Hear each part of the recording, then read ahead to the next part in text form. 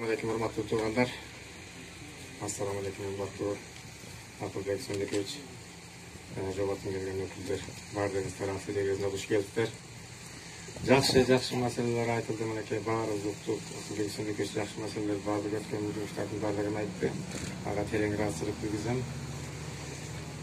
Бирок дагы бир нерселер бизди жүрөгүбүздө ойып атат. Акылбек Сöndekoviç мына 20 жыл болду. 20 жыл болуп калды. Бизде унутуп калдык го. Чеде болду.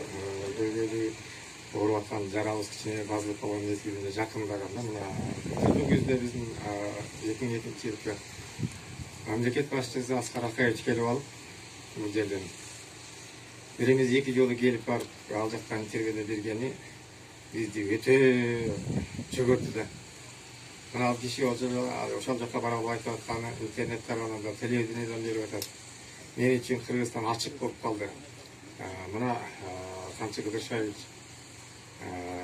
Садыр Нуркожоевич өзү жок колдоп мени коргоп мен кумтөр маселеси боюнча күнөөлүгүмдү келдим эле суракка. Бирок мен сүттөн ак таптаза болуп келдим. Кайсы болсо Кыргызстан менин үчүн эшигин ачык дейт. Да, эшик ачык алган.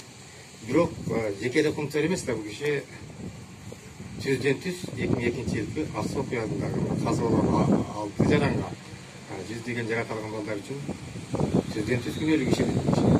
Менин наразычылыгым ушул. Андан сырткары бул кишиге дагы бир иштер болот экен, Шамал Булбулов чөтүн башы кыймылдабайт дейт. А киши ошо Кыргызстанга келип академик наук болот деген сөз чыгып атат. Андан сырткары мына ошол убактагы бийлик башында тургандардан уштапка чейин до сих пор чоң кызматтарда жүрөт да, эмне себептен ушулар бошободу? Жок дегенде Ак Соо кыязда бир жол кичине көңүл буруп туруп, анча-мынча жетекчилер ошол убакта жүргөндөр ошол айдан ачык көрүнүп турат. Бирөөсүн эч болбогондо камап койгондо бир адам күнөөлүү болуш керек эле. Андай болбосо жок. Бекназаров күнөөлүү болуш керек. Биз Бекназаров үчүн чык казага тиги бул деген кептер болуп атат да. Акыры бирөөдөр кичине камалса, биздин да көк суубуз кичине куруйт эле. Урматтуу Акылбек Сöndekoviç, сизге дагы бир кайрылып кете турган десе, мен сизге дагы бир кайрылуум бар.